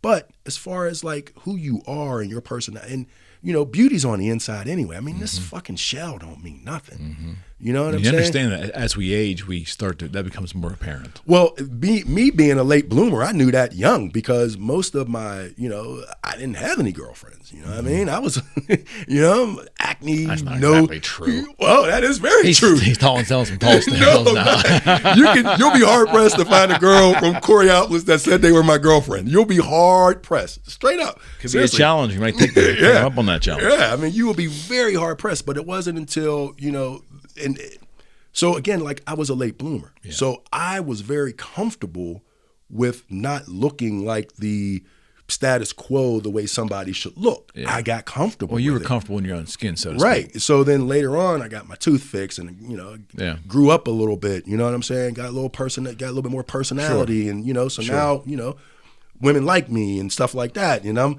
they're like, oh, you're such a flirt, or you're this. I'm like, no, I'm just a nice guy. You know what I mean? I open doors for women. Yeah. I say good morning. Right. That's the way I was raised. But I was doing that when girls weren't talking to me. Right. So now I do it now, and it's like, oh, you got to watch it. I'm like, watch me for what? It's an angle, yeah. Yeah, it's an angle. He ain't really that nice. He ain't really, you know what I'm saying? And I face that, often throughout my years. You know what I'm saying? Chivalry to me has always been a beautiful thing in life. My God, it's just not. Yeah. It's not practiced out of laziness, I think. Yeah. And there was a small portion of society that didn't like it because they thought it was, a threat. Sexist. Yeah. But that was a very small portion of society. And speaking of that, let me ask you this. How did the right and the left, or the Republicans and the Democrats, why did they let, especially over the past 10 years or so, 10-ish years, let the far extremes of both parties take over the party? I'm going to tell you. Because they both have done it. I saw it happen. It's insane. I saw it happening with, and we kind of talked about this prior to getting on air. I saw that happening with former President Obama. And, the amount of vitriol and inaccurate information that was just pushed about that man and his family especially early on, was deplorable. Yeah. It was absolutely deplorable. I would agree with you. I would agree with you. You know, there are people right now today, 2023, who still believe that the former First Lady Michelle Obama is a man. Yeah. That they still believe that. I don't think they do. They still believe that. They say they do, but deep down inside, they can't believe that. So why say it? Why say it? Why say you got a $3 bill in your pocket? Maybe peer pressure for the sick groups they find themselves in. I don't know. That's my point. But that is when, in my opinion, the political discourse in our country got really bad. It went off the rails. I would agree because with you. You had everybody from, you know, a lot of those guys aren't even on the air anymore. What's his name died? What was his name? The old Limbaugh. He died. And then the other dude died who had the Rutgers basketball girl scandal, skinny old white dude, called them all nappy-headed hoes. Golly, I can't remember his name off the top of my head. But anyway, my point being is, like a lot, and who was the guy who just had to pay all that money? That's nut job. Alan, was it? The heavyset guy. Yeah. Whatever his name. I hate it when I do that. But because I know all conspiracy theory. Yeah, he has his own channel or something. They all Newsmax or not Newsmax. But that's the thing. All those people arose out of all the misinformation that was being pushed about former candidate and later president, Barack Obama. Mm-hmm. And people were eating it up because, as you know, it was once famously said by a former president, you know, if you can convince the lowest a white man that he's better than the highest a black man, you can fleece his pocket. Mm-hmm. And that's the philosophy that was taken. And, you know, people, and I get people on social media with this one a lot. Right after former President Obama was elected the first time, Speaker of the House came out and said, our goal was to make him a one-term president. And I can't remember his name off the top of my head, but he's the one who's Bonner? No, it was was it Bonner? I thought it was the guy who's been freezing. Bonner was next. Who was the guy first? I thought the guy who was he actually wasn't the speaker. Dennis Hastert? No, it wasn't the Speaker of the House. It was the guy who's been recently freezing on TV. He's having medical issues. Mitch McConnell. There was a whole contingent of them right after the election was called for former President Obama. And they had a press conference and said, our goal is to make him a one-term president. A media person, reporter, asked, what if he puts forth something that is good for the country? Mm-hmm. Will you vote on it? To a man, they all said no. Yeah, I think I remember that press conference. And to me, that was that seminal moment where, oh shit, we've lost control of our political process. Because if you are elected by the American people, and the bill that I talk about all the time with this and is the infrastructure bill. Mm-hmm. The infrastructure bill that current President Biden got passed is damn near the same infrastructure bill that former President Obama introduced back in 2009. So imagine if it would have gotten passed back in 2009. And I'll give you another one. The Affordable Care Act. Mm-hmm. Republicans were hell-bent on taking the public option out of the Affordable Care Act when former President Obama first introduced it. Mm-hmm. If the public option would have been left in to the Affordable Care Act, the cost for the Affordable Care Act would have taken care of itself because of just the market. Because you now have the public option of going wherever you want it to go. When they take that out of the Affordable Care Act, and now that's when you saw pharmaceutical companies and healthcare organizations started raising their prices because now you have no ability to go outside of them. You're in a closed box market. Imagine how big Boogie Street guitars would have been if you were the only person throughout the country who could sell guitars. Right. Everybody had to come to you for a guitar. Right. You understand what I'm saying? Yep. So yeah, businessman, you're damn right. That guitar before that is going to cost you $250. Now you set price it's going to cost it $2,500. I want it to be right. Yeah. There's no market control at that point. But then what the Republicans do when the most former recent president got into office, first thing they said they were going to do, put the public option back into the Affordable Care Act. And I'm like, why are people just so dense and you can't even remember? I know people are smoking more weed these days. I know that. But come on, people. Like, just, and all you got to do is just, you know, like I post a lot and I put out a lot. I think I even put it on your page one time for your EMP project that you do weekly. You did. And I put www.govtrack. I think it's .com or .gov. I can't remember on top of my head. .gov, I think. I think it's .gov. And you know how many times I posted that thing? Probably easily 5,000 times. Easily. People don't want the stats, though. And I'm just like, don't you want to know how the person you're voting for is voting? It might not reaffirm their belief structure. It's not. And that's the problem. That is the issue. The problem. Nobody wants the truth. And that's back to, you know, we were talking about applying the filters. Nobody wants to believe that they're wrong. Nobody wants the truth. Okay, so let me ask you this question. Same vibe. So what puzzles me too is, would you not agree, broad picture, that Americans, we think highly of ourselves? Of course. And we also believe in American exceptionalism. I still believe that a good portion, you know, we think that Americans can do everything better, faster, cheaper, better for the world, right? Right. We are Americans. Right. And we like to think we're special. Right. Individuals like to feel special. It's obvious, right? Right. But when it comes to, we flip the coins on a dime to join a fucking team. Like, I don't like teams. I love this question. I just don't like groups, organizations, because my individualism probably is a little bit wacky. But I'm unsettled when I have to submit a loyalty to a group of people over philosophy or anything else. I just think it's so ridiculous. But we're quick to do it, man. Oh, yeah. We wear it as a fucking badge. Oh, yeah. Oh, yeah. And so how did that happen? I think it happened from the first beginning concept of America. So Wynton Marsalis, you ever heard of him? Periodically, he'll do a period piece. Okay. Yeah, for sure. Yep. He has one that he did several years back, and it's called The Ever Funky Lowdown. I will send it to you. Please do. And let me tell you, this breaks it down to, it breaks it all the way down. All right. Now, it is something you have to sit back, you know. And ingest it. Right. You know what I'm saying? Because it is, you know, because the way it's set up, it's a musical piece, and then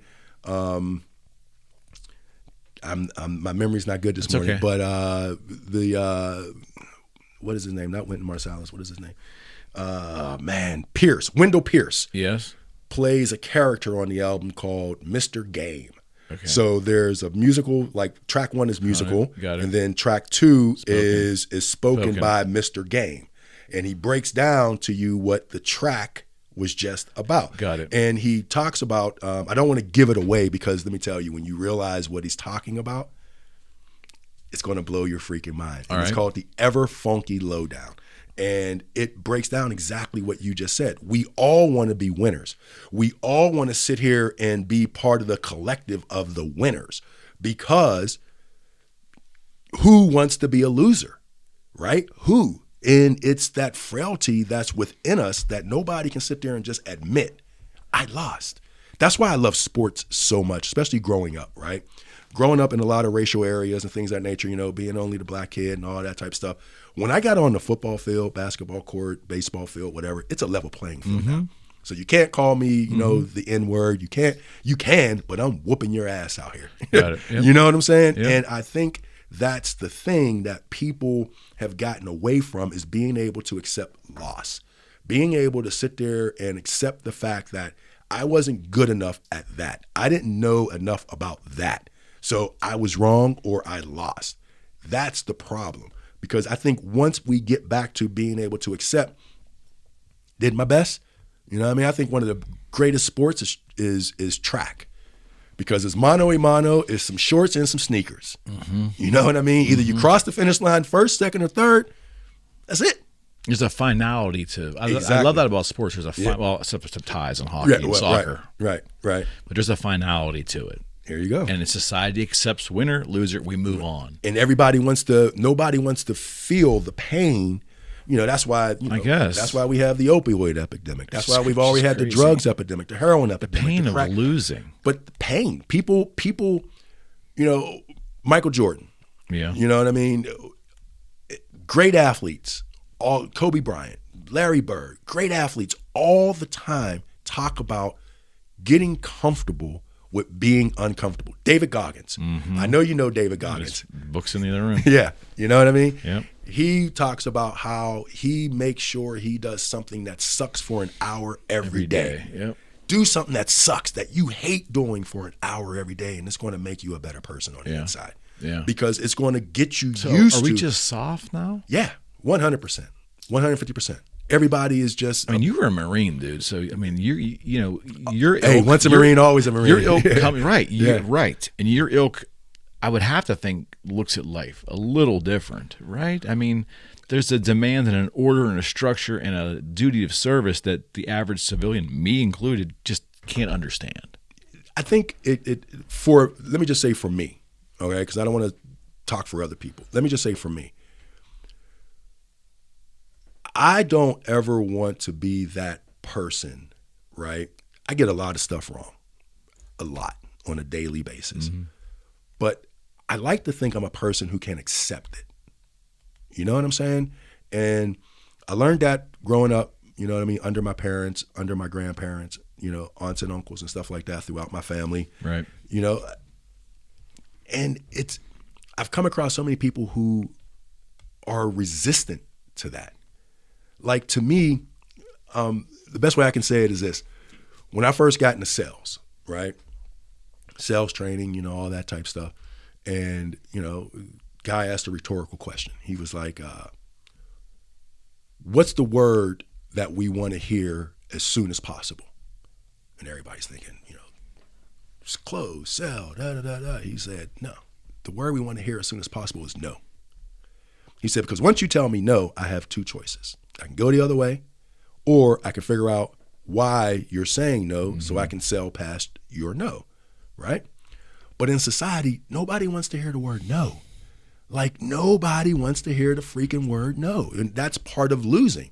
You know, hearing no, you want to, you know, and I guess for me, you know, asking all, you know what I mean? I got stood up for my senior prom, you know what I mean? So asking girls out, you know, I heard no a lot. But aren't not to make light of that, but aren't those lessons that we learned at youth that maybe the youth aren't getting enough of those lessons now? And that's my point, right? People aren't getting comfortable with being uncomfortable. Okay. That's the only way. Boot camp, Marine Corps boot camp, it's a great sucks. Phrase. It's a great phrase. It sucks. You are miserable from the time you get off the bus. You are miserable. But then after a while, you can do one or two things. The human spirit's going to do one or two things. You're either going to relent and run away, or you're going to adapt and overcome. And that's the Marine Corps motto, is adapt and overcome. Mm-hmm. And I don't think a lot of people are, you know, I don't want to say strong enough, but I just don't think that they have the intestinal fortitude to sit there and say, okay, I'm at my lowest right now. Mm-hmm. How do I get from here? Okay, I was wrong about that. How do I find out what the right thing was? Okay, I lost the game today. What do I got to work on as part of my game so I don't lose the next game? Right. You know, because if I just keep, you know, placating it, you know what I mean? I'm just kicking the can down the road. I'm just going to placate it. You know what I mean? You're 400 pounds and your mom's telling you look like Brooke Shields. No, motherfucker, you're 400 pounds. You need to do something. You know, you need to do something. You know what I mean? You can't just will yourself into, oh, well, just accept me as I am. Okay, that's fine. We can accept you as you are, but then don't come out in a thong, because that is not going to be pleasant. And you're going to get ridiculed. And then we go into the area which I know you and I have no problem talking about, right. But some people get uncomfortable with it, right. like, you know, body positivity and right. all this other shit. And it's a fine line. I mean, I want people to be happy in their skin. Be happy. But I also, if you're 400 pounds, Accept I can just tell you, if you want to stay that way, I'm not going to scorn you, but understand that it's not a healthy lifestyle. And you got to buy 2 plane tickets. There's consequences. Oh, that's my point. There's consequences to you living this way. So don't get mad.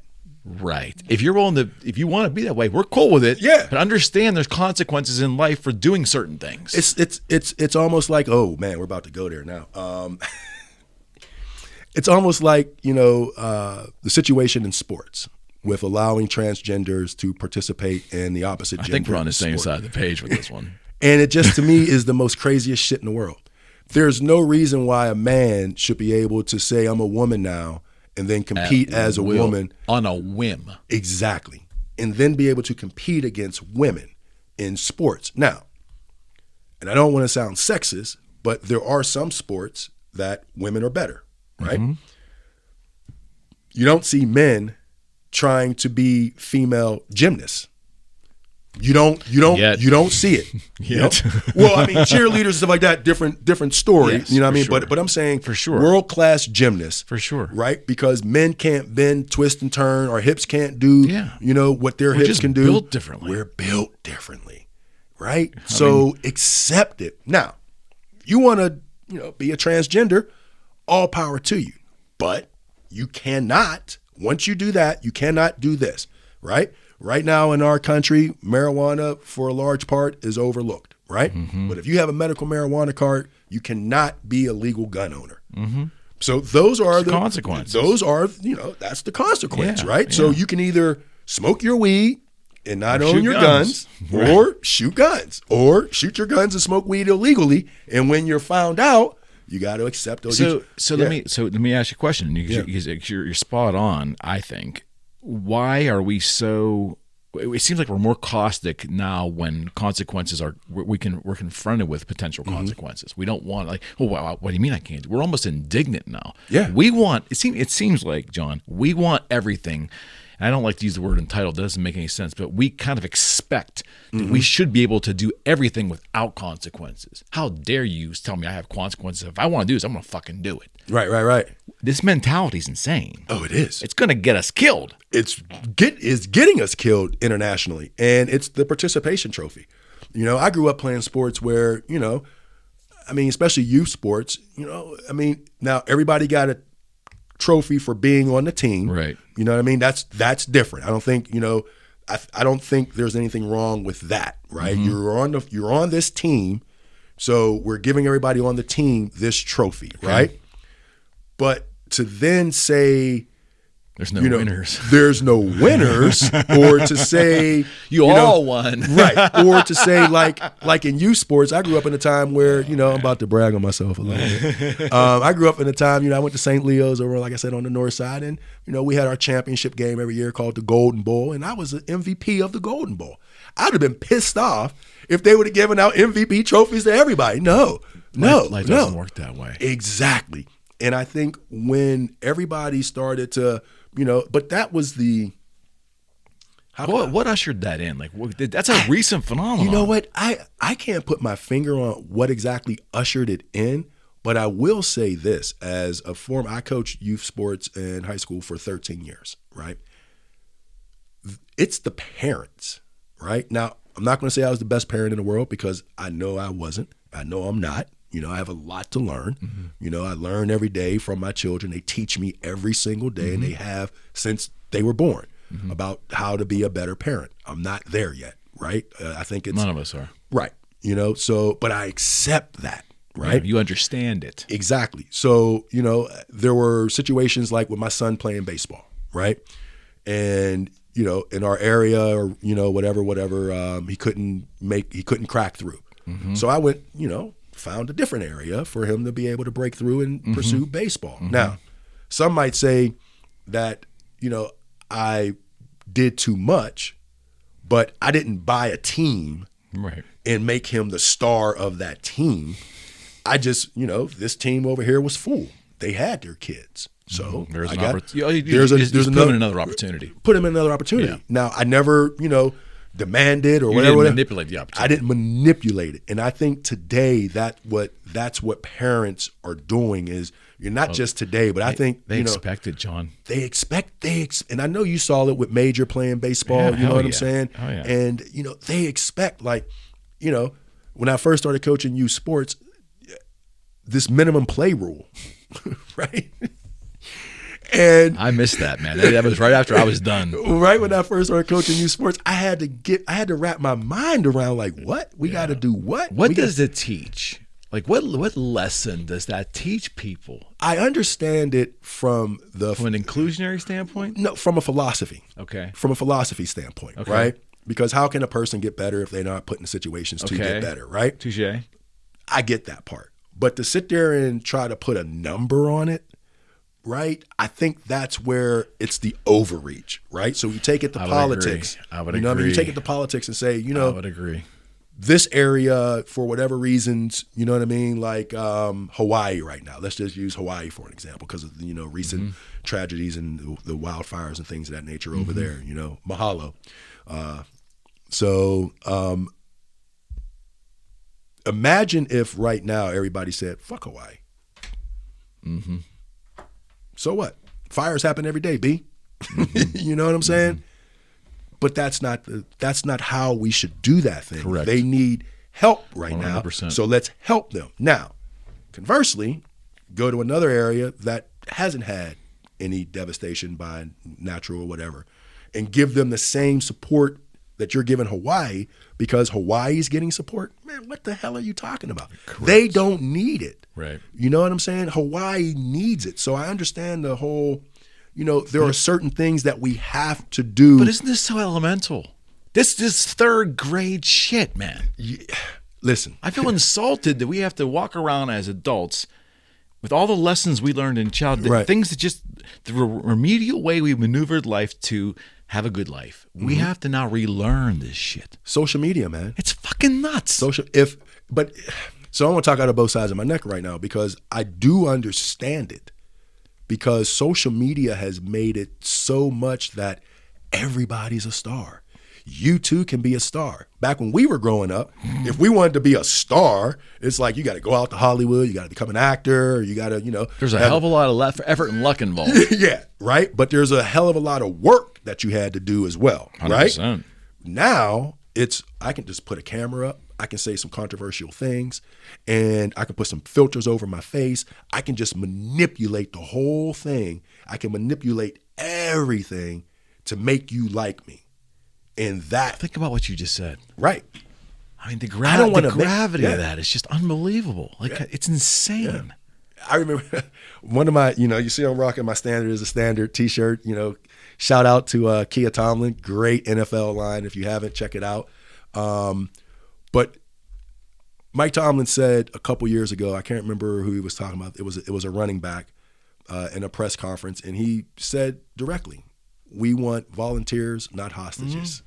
Mm-hmm. If I got to manipulate you for you to like me, do you really like me or do you like the persona that I put forth about me? Which isn't real. Exactly, because that persona is going to go away. You know what I mean? It's not real. Over time, you know what I'm saying? Because I'm sure you met fake people, and especially when you were doing guitars, people who weren't about. I remember I did a short period of internet dating in 2010. I met all kinds of, because there was filters starting then on photographs. Mm-hmm. You go out and meet someone, and they weren't nothing like the picture. I could tell some stories, man. Like, yeah. Whoa, okay, that's what I want to look like. But that's the thing, though, right? Nobody is just willing, or not nobody, but there are people, there are swaths of people. I don't want to say large because I don't think it is. Mm-hmm. I think, and this is just maybe, and they're vocal, right? This is just maybe my, naivety. You know what I mean? My, just me being naive, right?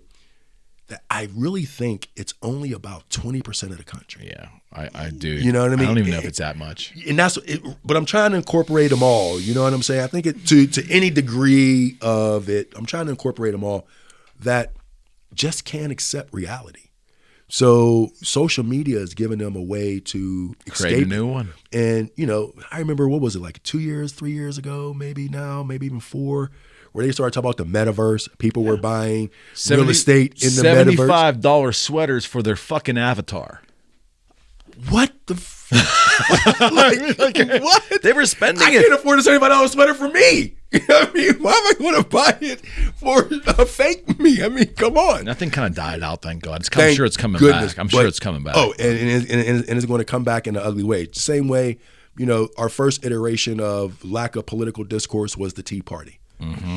And then, I would agree with you. And I honestly, I would agree with you. I honestly believe that the far right was born there. And our most former recent president, I don't use his name on purpose because it's a marketing ploy for him. Yep. The most former recent president, I don't like the man at all. He manipulated, and he saw that the Tea Party people, because they were going away. Mm-hmm. They were dying out. They were going away. They were getting kicked out of office. They were losing elections. Yep. And then he comes along and he reinvigorated it. And then now they're the far right, alt-right or whatever. The alt-right, exactly. I thought, y'all keep surprising me. The world keeps surprising me. I really thought when I saw all those folks down there in Charlottesville, Virginia, marching in their khakis, talking about Jews will not replace us. And I'm just going to put it out there. Racism is horrible. Racism is bad. You know what I mean? Mm-hmm. And as an African-American male, mm-hmm. you know what I'm saying? I have experienced racism, mm-hmm. Throughout my life, right? Mm-hmm. But one group who, you know what I mean, I applaud from this perspective are, the Jewish community. The ADL, the Anti-Defamation, mm-hmm. Is it the ADL or AG, something like that, right? The Jewish, it's ADL, Jewish Anti-Defamation League? Yeah. Sorry if I screwed that up. Yeah, sorry if I screwed it up as well. But my point is, if you say anything, anti-Jew, right? Anti-Semite. Right? Anti-Semite, that's what, thank you. Right, anti-Semitism, they come after you and they shut you down. Mm-hmm. They shut you down big time. They're a powerful group. They're a powerful group, right? And we see what happened in Charlottesville, Virginia, mm-hmm. and they're screaming, Jews will not replace us. I just knew at that point mm-hmm. that was going to be that seminal point to where racism was really going to be addressed as a whole, not just for, Jewish people, but as a whole, right? Because, a lot of people, aren't old enough, and nobody reads history books no damn more. I'm pissed off about that. Not that I'm a history. That's a whole podcast in itself. Not that I'm a history buff, but I'm just saying, back in the 50s and 60s, before civil rights, people don't really realize this, but you would see Jews need not apply, Italian need not apply, Irish need not apply. That really wasn't that long ago. Exactly. We're talking about the 50s, man. Mm-hmm. And I always, when I face racists, whether it's in person or on social media, I often let them know, look up the number of speakers that were involved in the March on Washington. Mm-hmm. You had the top rabbi there. It wasn't a black thing, right? African Americans were being lynched and everything was happening. There was mm-hmm. a lot of atrocities that were very media. You know what I mean?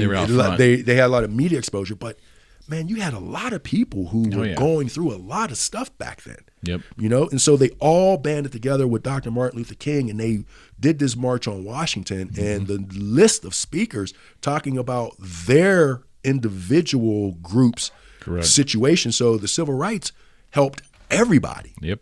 100%. You know what I'm saying? It helped all minority 100%. Groups at that time. Well, I would like to think it helped society in general. Right. Beyond the supporters or the detractors at the time, it just helps society in general. Right. And I think we have gotten so far away from operating as an informed collective. We don't want to be. And we're operating just as a mob. There's no right. doubt. It's just mob mentality. It's this person's doing it, so I'm going to do it. Because I met a lot of people in my life. Mm-hmm. I've been in a lot of places, been in a lot of states, met a lot of people. And I find it hard to believe from the people like you that I sit across from and I talk to and I have real conversations. I share a beer with, right? Mm-hmm. We have conversations. More often than not, if there's a separation, but we agree more on things than the things that we disagree on. By a wide margin. But when that mob mentality takes over, it's all about the disagreements. Of course it's all about the disagreements. It's all about the friction. It's all about the problems. And I'm like, but that's not it. That's just not. I mean, you got to take a step back. But we're looking to fight all the time. And the funny part is, if you look at most of the population, y'all aren't in any condition to fight. I'm not saying I am, but I've seen you, and you're not a person that I think would be a fighter. No. You know what I mean? It's a weird thing. We want it. We're so charged. Mm-hmm. We're charged. As much as I love social media, I think social media has, for a lot of the things that you're, talking about, a lot of things we're discussing today, I think that is the crutch of it, coupled with this whole participation trophy in life thing that everybody is so hell bent on. You know that's what I mean? Rocco's thing. He hates the participation trophy. Sorry, Rocco, if you're hearing it. We're on the same page, brother. Yeah, he fucking hates it. Yeah, I mean, and Rocco, don't take it personally, you know, because I know I went hard on you a couple times on the EMP. He's a project. great human. Well, you guys will be in the same room. He's a great human, man. Yeah, no, it's just, you know, philosophy differences. That's all. And I love being able to sit across from somebody who thinks differently to me. Of course. I don't want, you know, my mom used to always tell me, well, we have to. If you're in a room and everybody's agreeing with you, get the fuck out of that room, man. You don't want to be in an echo chamber. Well, nothing ever gets done. Nothing. That's why our major news services now are nothing but entertainment companies, because they're all like-minded humans who watch the shit. Am I right? I can't CNN, disagree. just take the top two, CNN, Fox. It's the same echo chamber crowd. Yeah. There's very few, and I can really say there's two, and I won't plug them here, but there are two people that I watch on network news, and that's it. Mm-hmm. The rest of my news I get. Yeah. You know? Yeah. And I look it up. But if more people would do that and condition themselves to really do some deep diving in the right way. Right. Stay away from eHow. We'd be better. If a website TMZ is not your news, friends. I'm just saying TMZ is not your. It shouldn't be your news source. Top 4 not news sources: TikTok, eHow, Wikipedia, and TMZ. If you ever post anything on my page, or try to defend an argument with any 4 of those, trust me, the fangs are coming, because that is the lazy. I'm gonna call you a lazy human being, seriously, because that is the bottom feeder of information. They don't even give the illusion that they're a credible news. No. Some of these places try to hide behind fancy news-like banners. Some of these sites, but they're all bullshit. They're one side or the other. I miss the days of like Tom Brokaw. Me too. You know Peter what I'm saying? Jennings, Tom Brokaw, Dan Rather. This is top 3, right? Yeah. You know what I mean? Give me the old 60 Minutes. Back when my grandfather used to watch it. I think, great point. We got before you scoot, you got this. Yeah. I think that's when the shit started. I think tabloid television was born in 75, 74. Okay. Started 60 Minutes. I think the intention wasn't bombastic but what it evolved to led to the other shows, which I can see that. Ushered in an era of entertaining from the news. Yeah. Well, I mean, you know what I mean? Like the 60 Minutes back then, from what I remember, they had a lot of actual journalists. 100%. And up into the mid-80s, they did. Yeah, exactly. But that was the first news magazine. True. You know, I'm not blaming right, but I'm saying what it evolved into led into everything else and sensationalized our news and turned it into entertainment. And how bad is Hollywood, John, that they have to compete with the fucking news? Is it that bad, or are we just screwed up? I think we're screwed up. I mean, because again, it goes back to only thing I want to hear. Now, I'm not saying me, but the only thing some people in our country want to hear is what's in their mind. What validates their belief. That's it. Because, and you know, the most recent former president made a statement when he was still a candidate, and he said, "I love the undereducated." And there's a reason he said that. My God. He said it? Yeah, he said it in the press conference. I believe you. He said it in the press. I will send it to you. Insane. I will send it to you. And here's I'm not why. Surprised. And here's why he said it. I'm and not here's surprised. So I like, you know, I read a lot of different stuff, right? Dark circles under my eyes because I don't sleep that much, right? So join the club. Yeah, right. But he said it because, and I learned this. People who don't have, and let me caveat it. I'm not saying if you don't go to college, you don't finish high school or anything like that, you're not an intelligent person. So don't take it there. But what I am saying is people of lower intelligence will always believe the first thing they hear about something. Correct. They will always believe the first thing they hear about something. So therefore, if you're undereducated or underinformed is what I like to say, not necessarily undereducated. That was his statement. But if you're underinformed, right, then when you hear something from somebody who you think has some information, you're gonna take it as gospel. You may deem them credible right away. Exactly. So, okay. and I'll put it to you this way. So my son was on a national travel baseball team called 5 Star Mafia. So we're up in Connecticut, Vermont, somewhere one time, and the parents, after the day, we're, like I'm sure you've done. Yeah. We're at a restaurant, kids are over there, we're here eating. Yeah. And a number of these parents lived in an area called Bel Air, Maryland. Okay. Bel Air, Maryland is, not they have rich areas and not so much rich areas and stuff like that. But they also have like a lot of large swaths of land. Okay. Okay. So the parents that I was talking to, like each of them had at least 10 acres of land, right? They didn't have the internet on their property. That's crazy. Because no, it's not. Think about it. The area that they lived in didn't have internet. It's just they just didn't have internet. There's no cable access. There's no cables. There's nothing. Okay. So the news that they would get was their weekly community city paper. That paper. I fucking love right? that. And then the only time their kids, and this is what they were telling me for this purpose. They were like, we love the fact, because we were talking about the whole social media thing, and they're like, oh, we don't have that problem because we don't have the internet out at our house. But when our kids will go to school or they'll go, into town or something like that, that's when they can get on the internet. Wow. And, and I'll say this as well. When I first moved to Maryland in '95, I was working in property management. I was a leasing consultant, and we had our own satellite, right? Mm-hmm. So our residents on that property had to pick their cable from our satellite, and they could only use our satellite, right? So I'm going to sum it up now.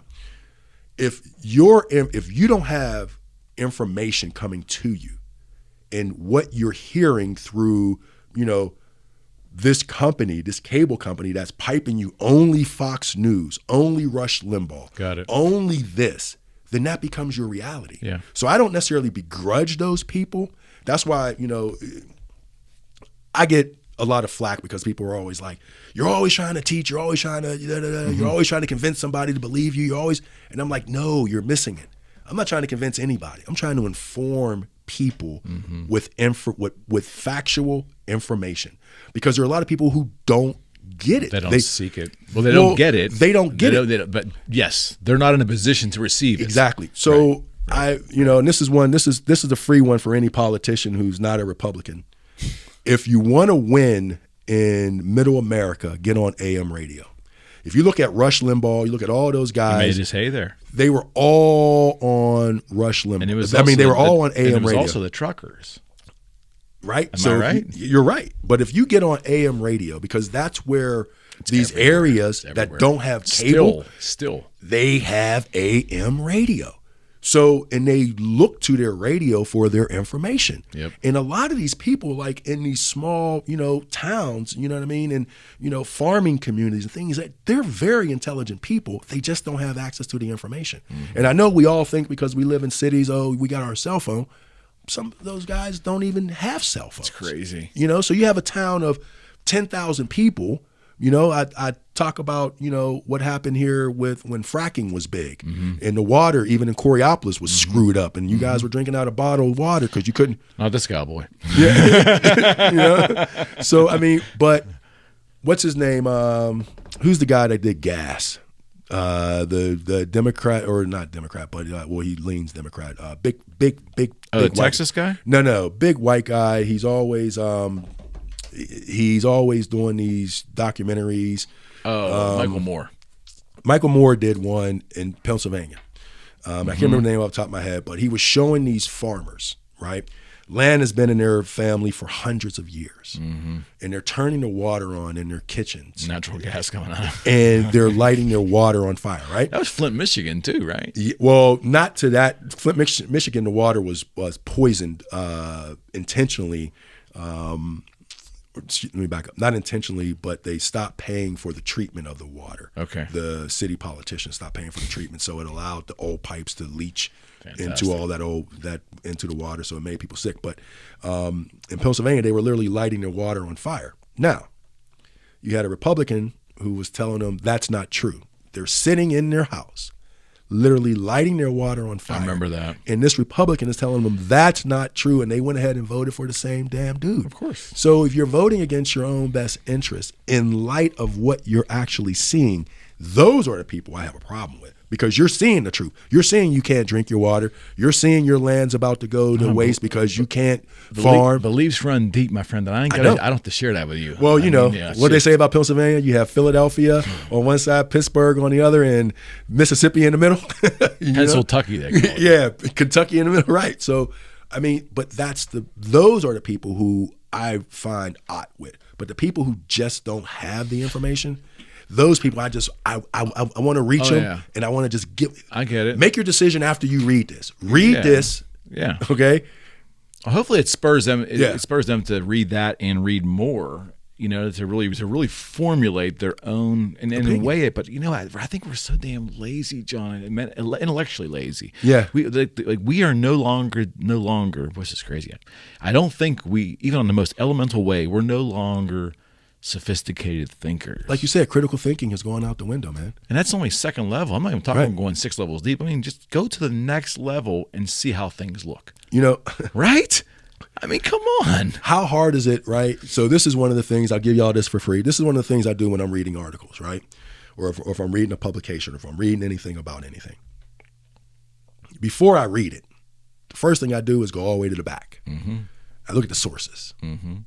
And then I check the sources. I check the sources. Because why waste your time if the sources are of skeptical? Are suspect. Right. I'm not even going to dig into this. If your sources are Rush Limbaugh and all these far right individuals, and I'm not just banging on them because there are some far left individuals who are fucking stupid too. But if those are your sources, I understand your point. For whatever this is, then even if you read it, you're still going to come up to the same conclusion that's in your head versus saying, okay, these are the sources. All right, this guy, this guy, this guy, this guy, this person, this person, this person. They all think like me. Can't read that. Exactly. I can't read that. And that's whether you watch CNN. First off, I would encourage you to always, if you see something on CNN, make sure you go to Fox and look for the same article and make your comparison. Yep. Vice versa. Exactly. But also, whoever wrote that article for Fox or for CNN, go up there and click on their link and then look at their background to see where their slant is. If they have one, they might not have one. That's what you're hoping for. Right. But you got to go deeper. You have to find out. You really need to, you don't have to do anything. To me, aren't we curious enough about the integrity of the information? Right? That's my point. That is my point because like I said earlier, I'm wrong 50 million times a day. And I have no bones about it, right? We all are. But at least to me, at least I try to inform myself to the best of my ability. Now, if I say to you, Eric, this is what I believe about X, Y, and Z, and you say, oh, okay, but John, did you look at this and check this out? And okay, let me go check that out. And oh man, you know what I mean? I thought it was this. And okay, that's 50% true. Then I read this over here and there's 50% truth here. Now I got to take, like my grandfather used to say, there's this person's story and that person's story. And in the middle, is the truth, right? So and you have to, and then we get into perspective, right? Because your truth may be different from my truth. Yeah, but 100%. But when we're talking about empirical facts, water is wet. Did you see that on the internet like about a year or two ago? Is water actually wet? I'm like, what the fuck? Dude, I know. What are y'all like? Is one is actually wet? 1 plus 1 is not really 2; it's 3.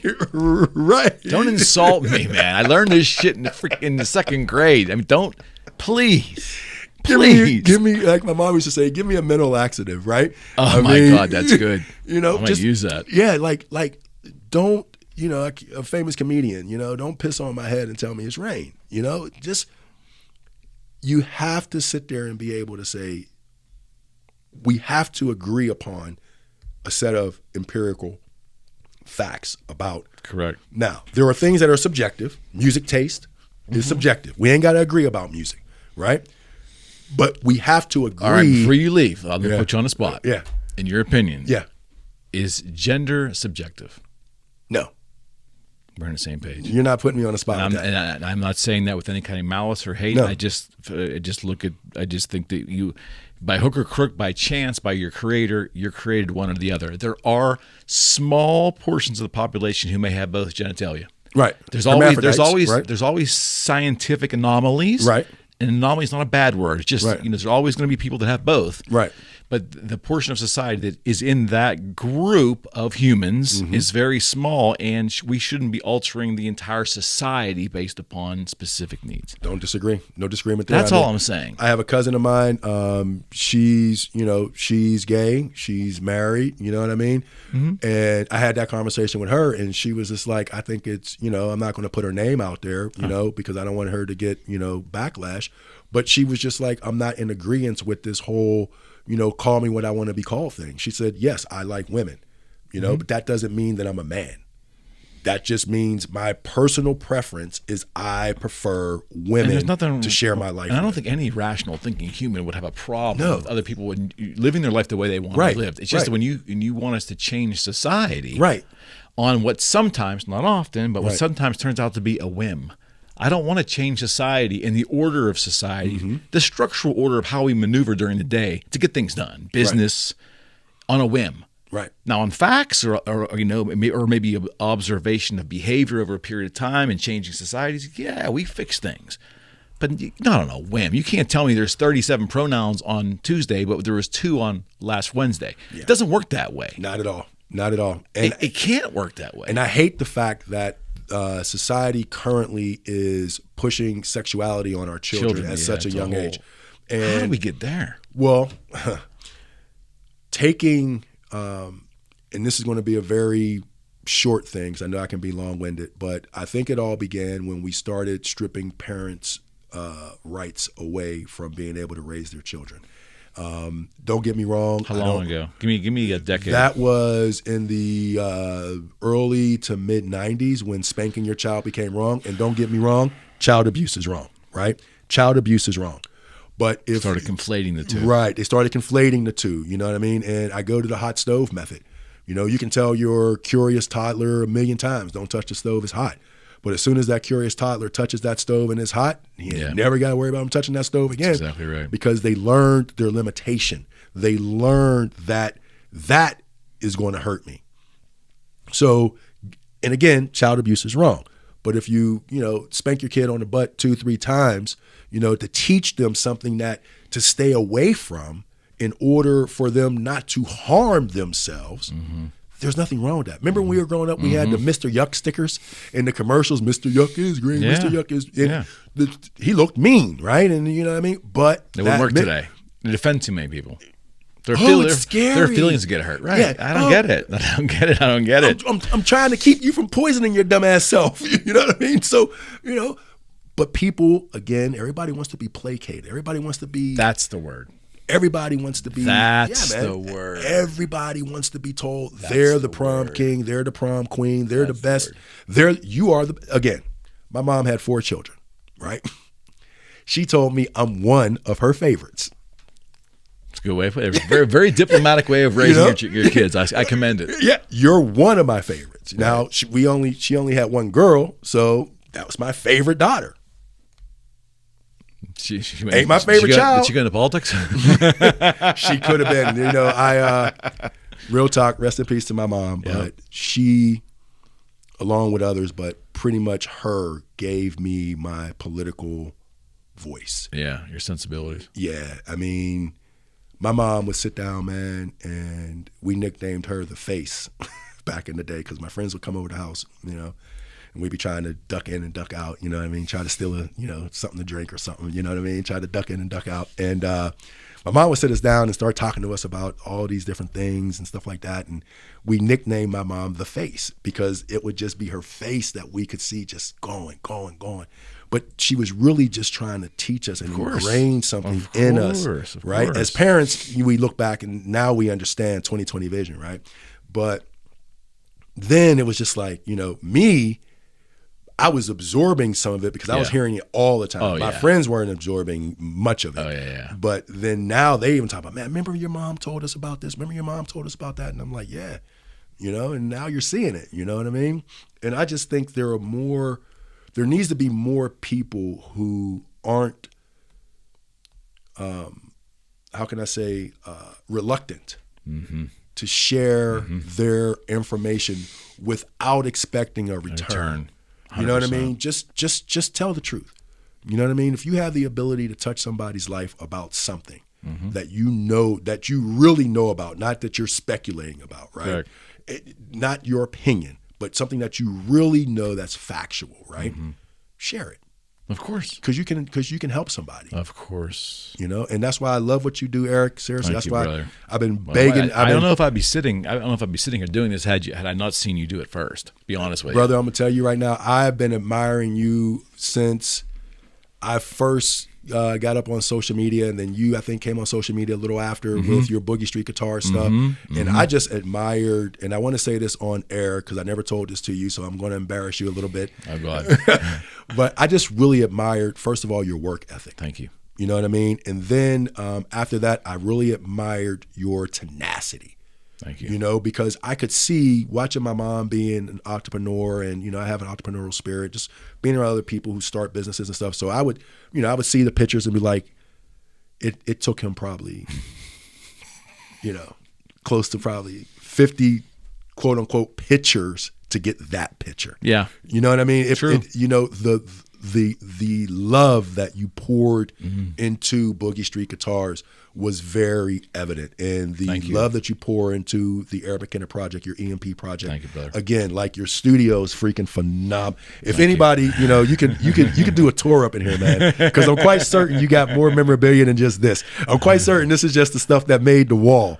But it's really incredible in here, and I'm proud to be in your presence. Wow. And last but not least, man, I really appreciate how humble you are. Thank you.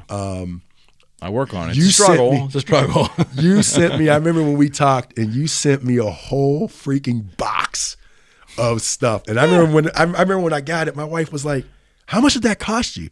And I won't say it after, I won't say anything.